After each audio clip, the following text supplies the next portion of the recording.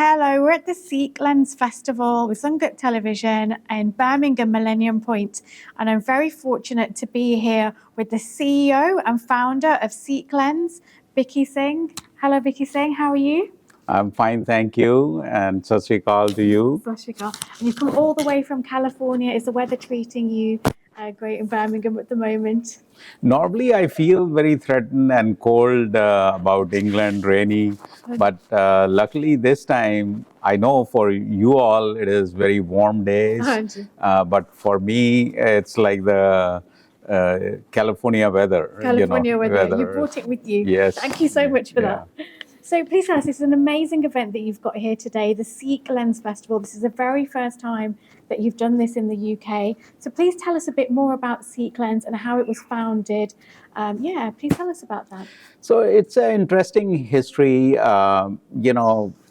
Myself, like I'm a technology background, and you will relate to like when we were growing up, our families migrated from Pakistan after partition, and the whole agenda of the family was like their children should go into medicine and engineering. So I'm a product of that, but like growing up, I was always very fascinated about art, culture, heritage. I used to collect stamps, coins, antiquarian books. But I think I really didn't have any courage to go back to my parents, that, hey, I want to kind of get into a arts kind of a field, or films or media, those type of things, So then did my engineering, moved to very young age, moved to California, did my master's in computer engineering,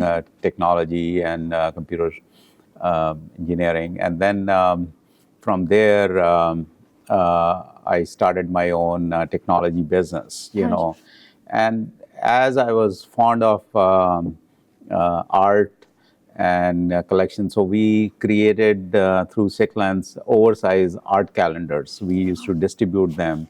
And with that, the purpose was to see who are Sikh artists around the world. So this particular calendar was not focused on my art or my collection. It was like, if you are an artist, you are emerging artist. And that's how we bumped into, connected with Singh twins, for example. And so my relationship with Singh twins goes way back, almost 25, 23 years back, when we did oversized art calendars, and we started working with them. And we were doing a lot of art exhibitions in America. Then horrible and tragedy happened, 9/11. When 9/11 happened, the folks who were on our board of our foundation, they analyzed the situation and some folks who are on our board, who are our advisors to our foundation, they felt that, Sikhs have been in US for more than 100 years. And still they are not known. And almost at the time of 9/11, turban and our identity came into conflict, right? And so it was like considered like these guys are part of this whole process. So people started questioning us. So it was very difficult for the children in the school.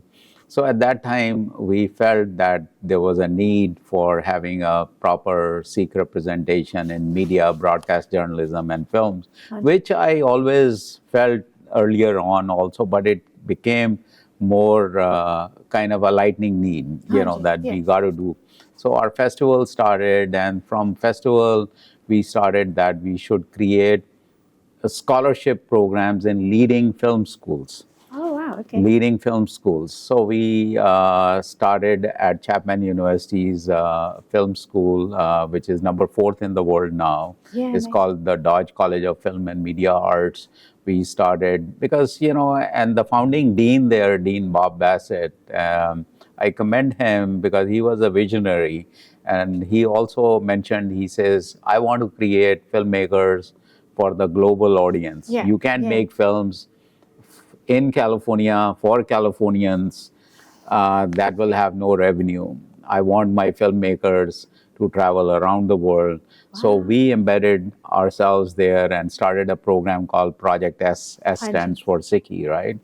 And then, you know, the classes used to travel around the world.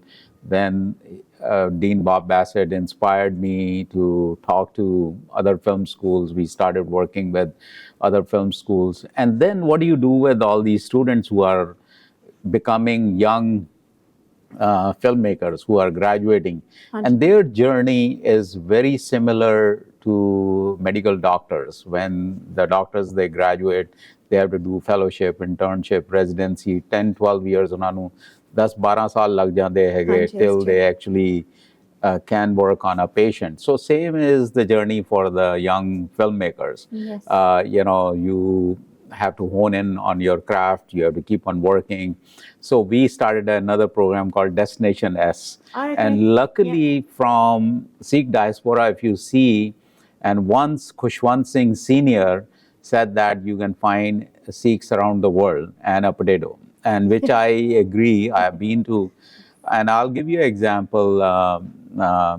There's a country in Africa called Malawi, you know, and one time these young filmmakers, they wanted to go to Malawi. And now question was, my God, like, and they were adamant because it's in Africa, they wanted to go to Africa. And we did find 3 subject matters, Sikh-centric subject matters.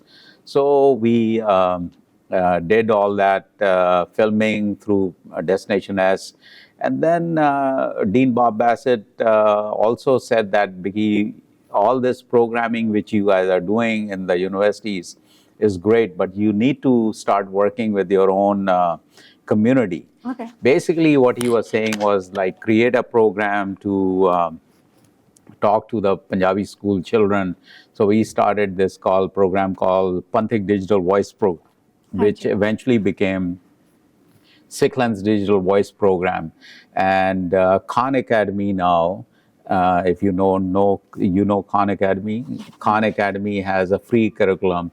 It's funded by Bill and Melinda Gates Foundation. It's in US, and they think that the water, clean air, and good education should be the birthright of everyone. You know, so it's everything is free. So there is online courses available for filmmaking. They have another course called Pixar in the Box in animation. So we started using that curriculum and started training. And you'll be happy to know we have trained up to 6,000 plus Punjabi school children. Because we want these children to be our digital warriors. Take the information outside and be representative into the films and all that stuff. And 3-4 years back, there is another very focused program, craft of making documentaries in Chapman. Is called Community Voices. What is Community Voices is making documentaries for NGOs, non-profit organizations. It's run by Professor Sally Rubin. So we got very inspired with the work, what she was doing. And we analyzed at Sikh Lens Foundation that a lot of these Sikh Panthic organizations, they're doing great, amazing work, seva. Like look at in pandemic, how much seva.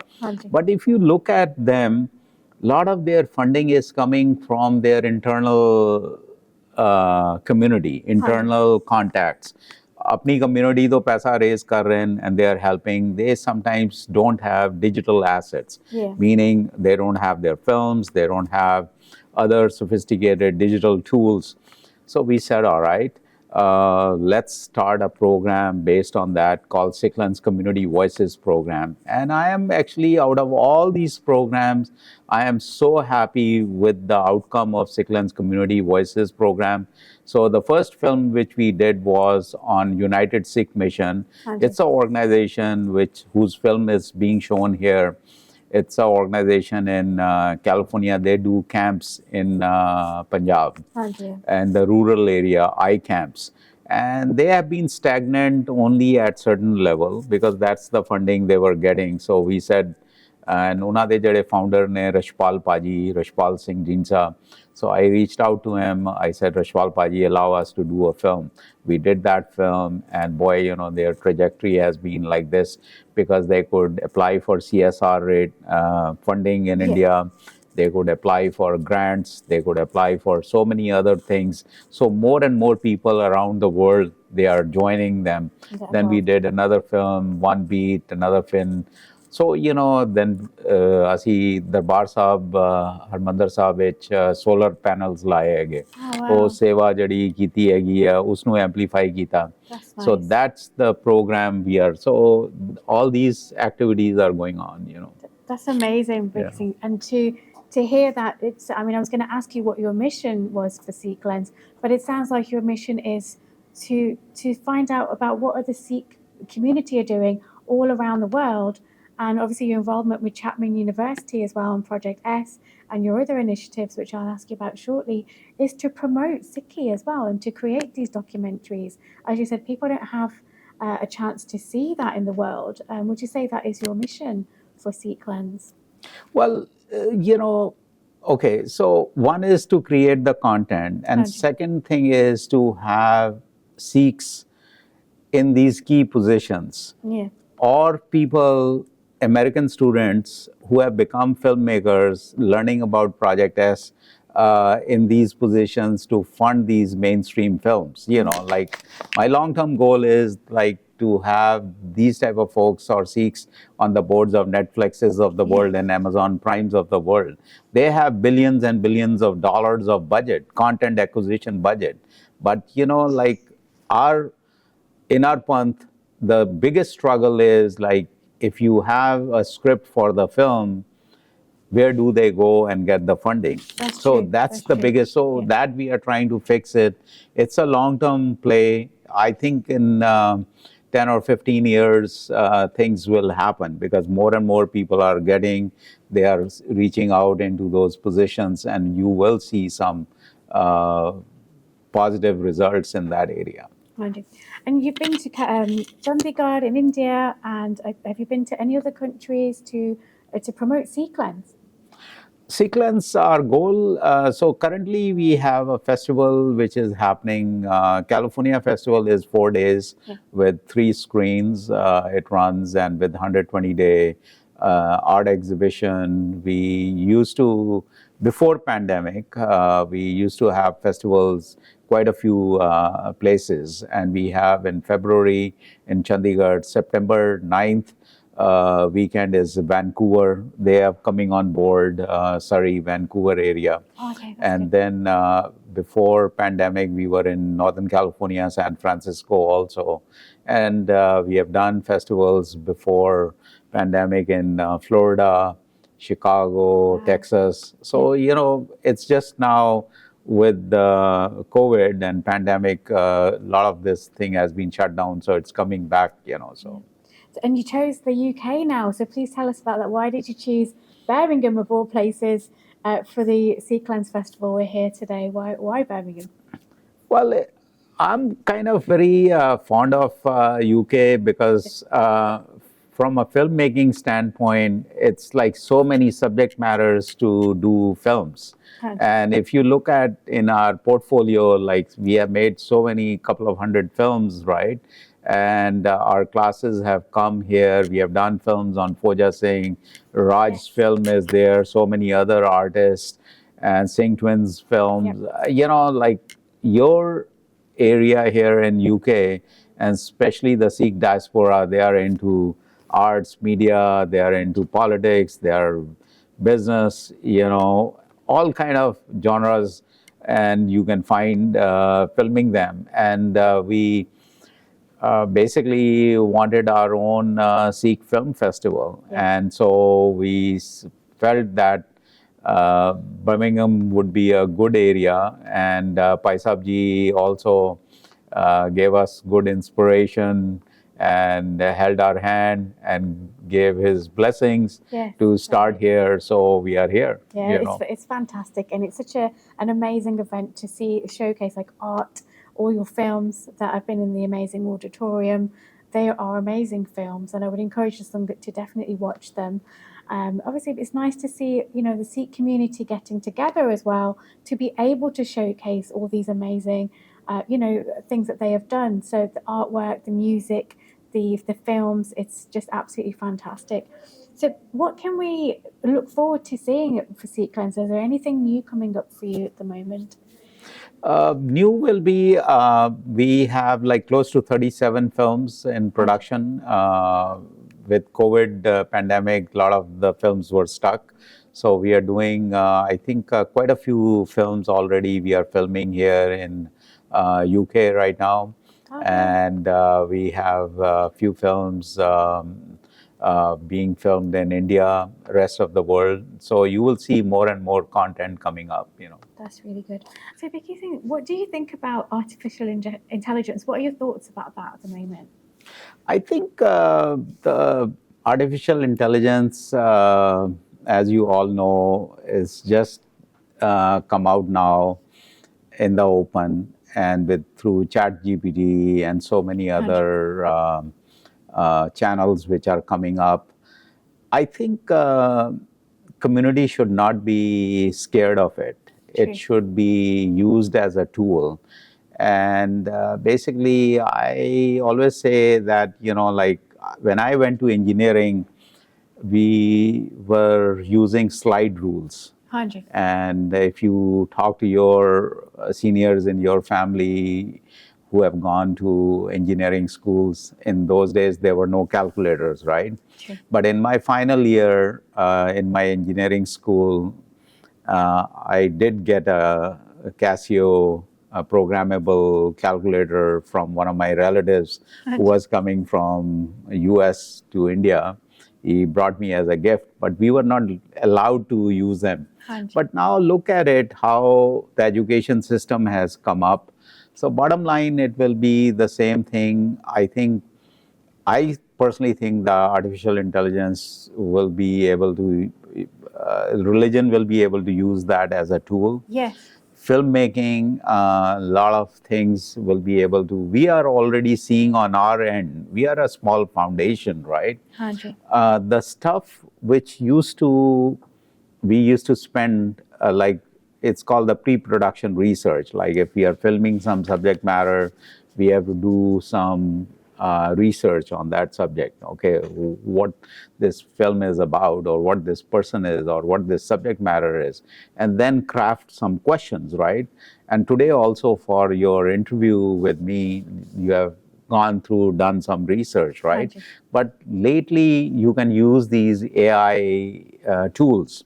You can say that, all right, I am interviewing this particular kind of subject matter, and I'm a filmmaker, and I'm going to be filming, so suggest me what kind of question.